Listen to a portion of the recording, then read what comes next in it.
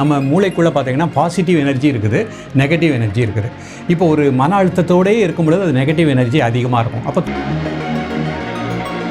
நம்ம உடம்பில் மனசில் என்ன குறைகள் இருந்தாலும் அதை தீர்க்கக்கூடிய ஆற்றல் நமக்குள்ளே இருக்குது. இந்த பிரபஞ்ச சக்தி பஞ்சபூதம் அதுதான் நம்ம உடம்புலே இருக்குது. அப்போ அந்த காலத்தில் சுக்கு கருப்பட்டி போட்டு அதை நல்லா இருத்துட்டு அதில் பால் சேர்க்காமல் இரவு படுப்பதற்கு முன்பு ஒரு அரை டம்ளர் சாப்பிட்டாங்கன்னா வீட்டுக்கு வந்துட்டு வேறு எதுவுமே செய்யாமல் அமைதியாக அப்படி நான் சொன்ன இந்த சாந்தி ஆசனத்தை பண்ணிக்கலாம். கண்ணை மூடிட்டு அப்படியே நான் ஸ்லீப்பிங் மட்டும்தான் போகிறேன்ட்டு அப்படியே ஒரு 4 மணி நேரம் 5 மணி நேரம் கண்ணை மூடி தூக்கக்கூடிய பழக்கத்தை கொண்டு வந்துட்டாங்கன்னா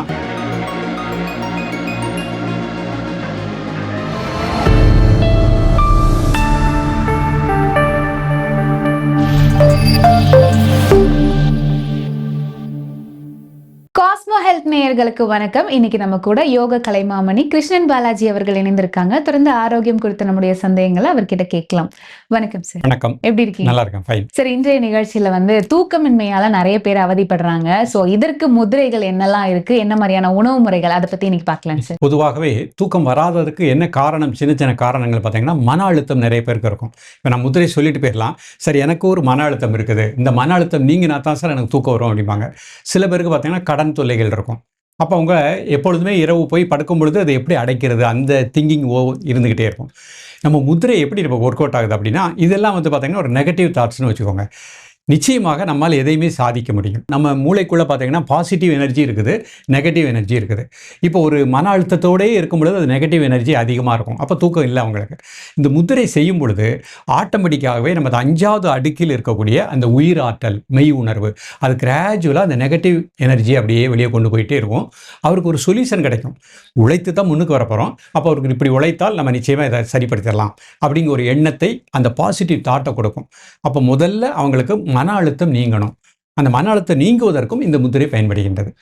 இரண்டாவது பார்த்தீங்கன்னா சில பேருக்கு அவங்களோட நேச்சர் ஆஃப் ஒர்க் அப்படி இருக்கும். ஹார்ட் ஒர்க் பண்ணிவிட்டு வீட்டுக்கு வந்தாங்கன்னா வீட்டினுடைய சூழ்நிலைகள் அவங்களுக்கு ஒரு சின்ன ஒரு ப்ராப்ளத்தை உண்டு பண்ணும். அவங்களும் வீட்டிலேருந்து அந்த முதிரை ப்ராக்டிஸ் பண்ணிகிட்டே இருந்தாங்கன்னா வீட்டில் ஒரு பாசிட்டிவ் எனர்ஜி கிடைக்கும். அப்போ நம்ம இன்றைக்கு முத்திரை பண்ணிவிட்டு மறுநாளே ரிசல்ட் எதிர்பார்க்கக்கூடாது. நீங்கள் ஒரு 48 நாட்கள் பயிற்சி பண்ண சொல்லுங்கள். முதல்ல அவங்க உடம்புல பாசிட்டிவ் எனர்ஜி கிடைக்கும், மன அழுத்தம் நீங்கும். அது நீங்கள் லிவருக்கு நல்ல சக்தி கிடைக்கும். அப்போ ஆட்டோமேட்டிக்காக அவங்க கிராஜுவலாக அந்த சவுண்ட் ஸ்லீப்பிங்க்கு வந்துடலாம். இது நம்பிக்கையோடு அவங்க பயிற்சி பண்ணணும். நம்ம உடம்பில் மனசில் என்ன குறைகள் இருந்தாலும் அதை தீர்க்கக்கூடிய ஆற்றல் நமக்குள்ளே இருக்குது. இந்த பிரபஞ்ச சக்தி பஞ்சபூதம் அதுதான் நம்ம உடம்புலே இருக்குது. அப்போ அந்த நம்பிக்கையோடு அதை ப்ராக்டிஸ் பண்ணிட்டாங்கன்னா நிச்சயமாக ஸ்லீப்பிங் நல்ல நிலையில் கிடைக்கும். இன்றைக்கு நம்ம தூக்கம் வருவதற்குரிய முத்திரைகள் என்னங்கன்னு பார்ப்போம். முதல் முத்திரை நம்ம பிராண முத்திரைங்கிறத பார்க்க போகிறோம். மோதிர விரல், சுண்டு விரல், அதனோட மேலே இந்த பெருவிரல் வச்சுக்கணும். இது பிராண முத்திரை. நல்லா மூச்சை உள்ளெழுத்து மூச்சை வெளியிடணும் 3 டைம்ஸ். தென் நார்மல் ப்ரீத்திங். சாதாரண மூச்சில் கை மடியில் வச்சுக்கலாம். சாதாரண மூச்சில் அப்படி ரிலாக்ஸாக இருங்க.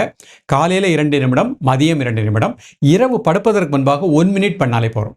1 நிமிடம் கண்ணை மூடிட்டு அப்படியே ஜஸ்ட் அந்த கான்ஸ்டன்ட் ப்ரீத்திங்கில் மட்டும் வச்சுட்டு அப்படியே படுக்க போயிடணும்.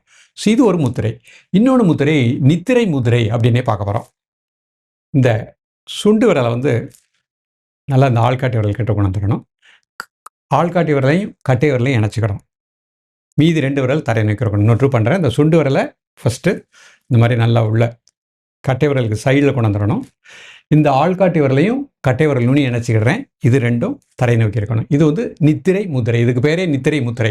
தூக்கம் வருவதற்குரிய அற்புதமான முத்திரை. ஸோ இதில் கண்ணை மூடிட்டு நிறைய பேர் மாத்திரை போடுறாங்க இல்லையா, மாத்திரை போடும்போதே அந்த மாத்திரை போட்டால் தான் தூக்கம் வரும்னு ஒரு எண்ணம் இருக்கும். இவங்க இந்த முத்திரை செஞ்சால் தான் தூக்கம் வருங்கிற எண்ணத்தை ஆட்டோமேட்டிக்காக கொண்டு வந்துடும். இது பண்ண இதில் 2லேருந்து 5 நிமிஷம் இருக்கலாம். கொஞ்சம் இந்த இடத்துல பெயின் இருக்கும். ஃபஸ்ட்டு பண்ணும்போது சுண்டு விரல் கொஞ்சம் உள்ளே தள்ளி வைக்கிறதுனால லேசாக பெயின் இருக்கும், பயப்பட வேண்டாம். இதில் 2 நிமிடத்துலேருந்து 5 நிமிடம் இந்த முத்திரையை ப்ராக்டிஸ் பண்ணிட்டே வந்துடணும். அடுத்து ஒரு முத்திரை பார்க்க போகிறோம். கோபுர முத்திரை. கட்டை விரலை உள்ள வச்சுட்டு இந்த 2 விரலையும் சேர்த்துக்கணும். கையை அப்படி வச்சுக்கணும். இதுக்கு பேர் கோபுர முத்திரை. இன்னொரு பண்ணுறேன். முதல்ல கட்டை விரல் உள்ள வச்சுக்கிட்டேன். இந்த 2 விரல் அதோட சேர்த்துக்கிட்டேன். மோதிர விரல் இந்த இதையும் சேர்த்துக்கிட்டேன். சுண்டு விரலையும் சேர்த்துட்டேன். இப்போ 2யும் இணைச்சிட்டு கை கோபுரம் மாதிரி வச்சுக்கணும். ஜஸ்ட்டு நேராக வச்சுட்டு நல்லா மூச்சை உள்ளெழுத்து மூச்சை வெளியே விடுறேன் 3 டைம்ஸ். தென் நார்மல் ப்ரீத்திங். சாதாரண மூச்சில் 2 நிமிடங்கள். காலை, மதியம், மாலை 3 வேளையும் சாப்பிடுவதற்கு முன்பாக, இரவு படுப்பதற்கு முன்பாக 1 நிமிடம் இந்த கோபுர முத்திரை. இந்த 3 முத்திரையுமே பண்ணிட்டு வந்தாங்கன்னா வெரி குட் ரிசல்ட் கிடைக்கும். சார் என்னென்னா 3 பண்ண முடியல, ஏதாவது ஒரு முத்திரை எடுத்துக்கோங்க. இந்த நித்திரை முத்திரை மட்டும் எடுத்துகிட்டு முதல்ல பயிற்சி பண்ணிகிட்டே வாங்க 21 டேஸ். அதுலேயும் நல்ல ரிசல்ட் கிடைக்கும். எனக்கு நல்ல டைம் இருக்குது அப்படின்னா அந்த 3 முத்திரைகளையும் பண்ணும் பொழுது நம்ம இது வந்து தூக்கத்திற்காக மட்டும் பண்ணுறோம். இதை தாண்டி நிறைய பெனிஃபிட் இருக்குது. இது வந்து என்ன ஆகும்னா சிறுநீரக பையை ஸ்ட்ரென்தன் பண்ணும். பொதுவாகவே பய உணர்வு உள்ளவங்களுக்கு தூக்கம் வராது. அப்போ இந்த கோபுர முத்திரை பண்ணும் பொழுது சிறுநீரக பைக்கு நல்ல ஆற்றலை கொடுக்கின்றது. பிராண முத்திரை சிறுநீரக பைக்கு ஆற்றலை கொடுக்கின்றது. அப்போ உங்களுக்கு பய உணர்வு நீங்கும், கோபம் நீங்கும், மன அமைதி கிடைக்கும், இதய துடிப்பு சீராக இருக்கும். இதெல்லாம் கரெக்டாக இருந்தால் தான் நமக்கு தூக்கம் நல்லா வரும். அதனால தான் மறைமுகமாக என்ன கொடுத்துருக்காங்கன்னா ராஜ உறுப்புகளை திடப்படுத்தக்கூடிய முத்திரைகளை தான் தூக்கத்திற்கு கொடுத்துருக்காங்க. இப்போ இந்த 3 முத்திரைகளையும் அவங்க வந்து தூக்கத்துக்காக எடுத்து பண்ணாங்க. ஆனால் அவங்களுக்கு நிறைய மற்ற பெனிஃபிட் நிறைய இருக்குது. ஸோ நம்பிக்கையோடு ப்ராக்டிஸ் பண்ணிகிட்டே வரட்டும், நிச்சயமாக ரிசல்ட் கிடைக்கும். ஓகே, இது நம்ம பெட்ல படுத்தபடியே இந்த முத்திரை செய்யலாம். முத்திரைகள் செய்யும்பொழுது மொத்தம் நிமிர்ந்து உட்கார்ந்துக்கிடணும், முதுகெலும்பு நேராக இருக்கணும்.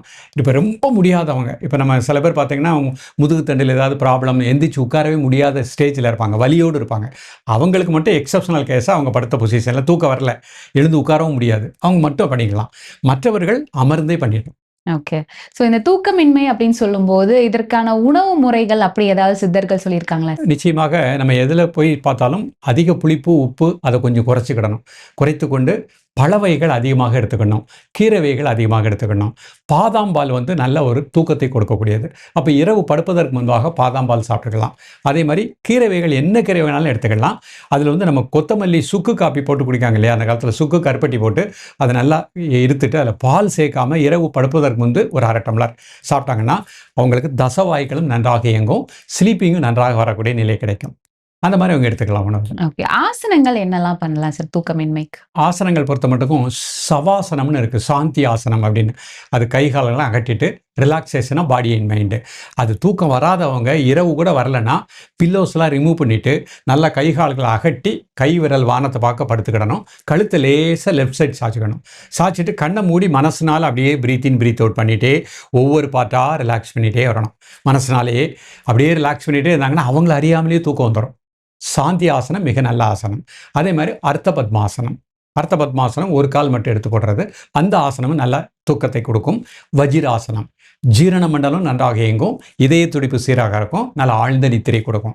ஸோ இந்த 3 ஆசனங்களை நல்லா பண்ணிக்கலாம். சார் பொதுவாக இப்போ எல்லாரும் தூக்கம் இல்லை, தூக்கம் வரலை, நாங்கள் போய் பெட்டில் படுத்தாலும் தூக்கம் வரலை அப்படின்ற ஒரு விஷயத்தை தான் திரும்ப திரும்ப சொல்கிறாங்க. அதுக்கு நிறைய பேர் வந்து முதிரைகள், மூச்சு பயிற்சிகள்லாம் சொன்னாலும் இந்த மனதை கட்டுப்படுத்தி நம்முடைய வாழ்க்கை முறையை நம்ம சீர் பண்ணாமல் இதை சரி செய்ய முடியாது அப்படின்னு நீங்கள் சொல்லியிருந்தீங்க. ஸோ இதுக்கு முதல்ல நம்ம லைஃப் ஸ்டைலில் என்ன மாதிரியான சேஞ்சஸ் கொண்டு வரணும், குறிப்பாக தூங்குறதுக்கு முன்னாடி என்ன மாதிரியான விஷயங்களை நம்ம கவனிக்கணும் சார்? நிச்சயமாக இப்போ நம்ம ஒரு ஸ்கூலுக்கே போகிறோம்னு வச்சுக்கோங்களேன், ஒரு எல்கேஜி படிக்கக்கூடிய ஸ்கூலுக்கு ஒரு யூனிஃபார்ம், ஷூ அதெல்லாம் போட்டு அந்த ப்ரொசீஜரை தான் ஸ்கூலுக்கு போகணும். அப்போ அந்த பள்ளிக்கு செல்வதற்குன்னு ஒரு விதிமுறைகள். அப்போ நம்ம அதே மாதிரி நம்ம வாழ்க்கையில் நமக்கு தூக்கம் வரணும் அப்படின்னா காலையில் எழக்கூடிய நேரம் ரொம்ப நேரம் வேண்டாம், ஒரு 5 மணிக்கு எழுந்துடணும். இரவு படுக்கக்கூடிய நேரம் 9:30 to 10. இப்போ நிறைய பேர் என்ன பண்ணுறாங்க, 12 மணி 1 மணிக்கு தான் சார் நான் தூங்க போவேன், அப்போ போய் படுக்கும்போது எனக்கு தூக்கம் வரலன்னு சொல்லக்கூடாது. அதனால் மேக்ஸிமம் ஒரு 10 மணிக்கு தூக்கம் வரதோ வரலையோ 10 o'clock ஆச்சுன்னா அமைதியாக ஸ்லீப்பிங் போகணுங்க, அந்த உணர்வு வந்துடணும். தூங்குவதற்கு முன்பாக செல்ஃபோன் பார்க்குறத அவாய்ட் பண்ணிடணும், சீரியல் பார்க்குறத அவாய்ட் பண்ணிக்கிடணும். ஒரு 1/2 மணி நேரம் மைண்டை காமாக வச்சுக்கணும்.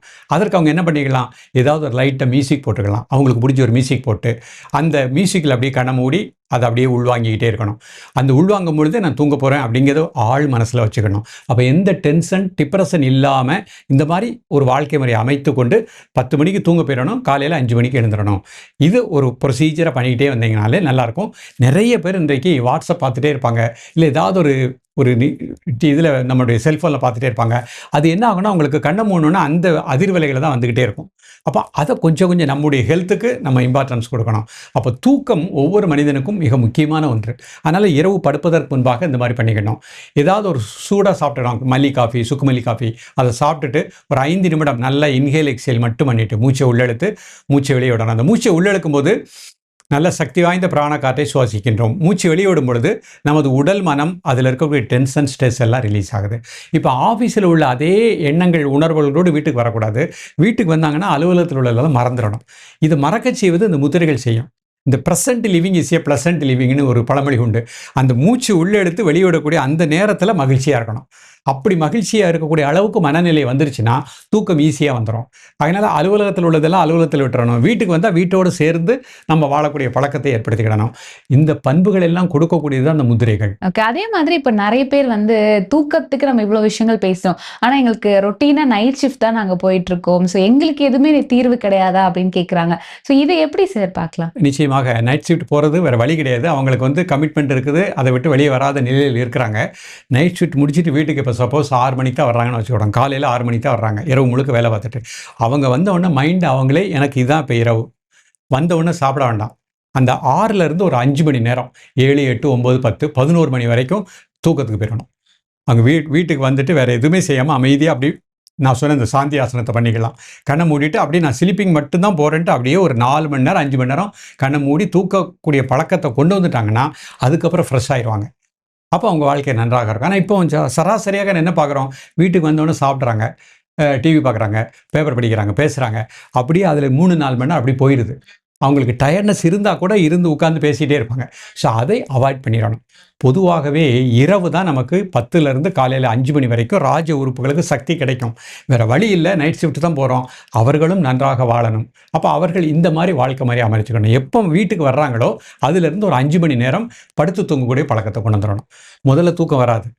அவங்க அந்த நேரத்தில் இப்போ நம்ம சொன்ன 3 முத்திரை பண்ணிவிட்டு ஒரு 48 நாட்கள் இதை கிராஜுவலாக பண்ணிகிட்டே வந்தாங்கன்னா அவங்களுக்கு அந்த பண்புகள் ஆட்டோமேட்டிக்காக மாறிடும். நிச்சயமாக அவங்களுக்கும் ஸ்லீப்பிங் வரும். ஓகே. இப்ப நெறைய பேருக்கு வந்து தூக்கம் வரும், கண்ணெல்லாம் எரிச்சலா இருக்கும், டயர்டா இருக்கும், போய் படுப்பாங்க. ஆனா தூங்க முடியாது. இதற்கான காரணம் என்ன sir? Mind disturbance mind setup தான் காரணம். அதுக்கு தான் அந்த முத்திரைகள் பண்ண உடல்ல அந்த தசவாய்களும் ஒழுங்கா இயங்க ஆரம்பிச்சிடும். உடல் இயக்கம் மன இயக்கமும் கரெக்டாக வரக்கூடிய நிலை வந்துருச்சுன்னா ஸ்லீப்பிங் வந்துடும். ஓகே. ஒரு சிலவங்களுக்கு இந்த வயசானவங்களுக்கெல்லாம் நடுராத்திரியில் திடீர்னு முழிப்பு வந்துரும். அதுக்கப்புறம் தூக்கம் வராம ரொம்ப கஷ்டப்படுவாங்க. அவங்க இந்த முத்திரைகளை பண்ணலாம். தாராளமாக அவங்களுக்கு வெரி குட் ரிசல்ட் கிடைக்கும். வயதானவர்களுக்கு மேக்ஸிமம் பார்த்தீங்கன்னா இரவு அடிக்கடி யூரின் போகக்கூடிய ஒரு பழக்கம் இருக்கும். நல்லா தூங்கிட்டு இருப்பாங்க, டக்குன்னு யூரின் பிளாடர் அதிகமாகிடுச்சுன்னு எழுந்து போவாங்க, அப்புறம் தூக்கம் வராது. அவர்கள் இந்த முத்திரைகளை பண்ணிகிட்டே இருந்தாங்கன்னா இப்போ நம்ம கொடுத்த முத்திரைகள் எல்லாமே சிறுநீரக பையை ஸ்ட்ரென்தன் பண்ணக்கூடியது, லிவரை ஸ்ட்ரென்தன் பண்ணக்கூடியது, மனதுக்கு அமைதி கொடுக்கக்கூடியது. அப்போ அவங்க பண்ணிக்கிட்டே வரும்போது நிச்சயமாக அவங்களுக்கும் நல்ல ரிசல்ட் கிடைக்கும். ஓகே. அந்த மாதிரி அன்டைம்ல முத்திரைகள் பண்ணலாமா சார்? இப்போ 3 முத்திரை இப்போ ஒரு முத்திரை பண்ணிக்கலாம். பண்ணிட்டு நம்ம சொன்ன முத்திரைகளை இரவு படுப்பதற்கு முன்பாகவே ப்ராக்டிஸ் பண்ணிகிட்டே வந்துட்டாங்கன்னா ஆட்டோமேட்டிக்காக அவங்களுக்கு இரவு டிஸ்டர்பன்ஸ் ஸ்லீப்பு மாறிடும். அப்படி இன்கேஸ் அவங்களுக்கு இரவு எனக்கு முழித்துட்டு தூக்கம் வரல அப்படின்னா இன்றைக்கு என்ன பண்ணுறாங்க, தூக்கம் வரலன்னு என்ன பண்ணுறாங்க, போய் செல்ஃபோன் எடுத்து பார்க்குறாங்க. அது இன்னும் கொஞ்சம் நமக்கு இரிட்டேட் ஆகும். அதுக்கு நம்ம தாராளமாக அந்த 3 முத்திரை பண்ணிட்டு அப்படியே கண்ணை மூடுனாங்கன்னா தூக்கம் வந்துடும். நிச்சயமா. ஸோ இன்றைய நிகழ்ச்சியில வந்து தூக்கமின்மை அப்படிங்கிறது நிறைய பேரோட ஒரு பெரிய பிரச்சனையா இருக்கு. அதற்கு நிரந்தர தீர்வு முதிரையில என்ன மாதிரி எல்லாம் பண்ணலாம் அப்படின்றத பத்தி ஒரு தெளிவான விளக்கம் கொடுத்தீங்க. நன்றி. நன்றி.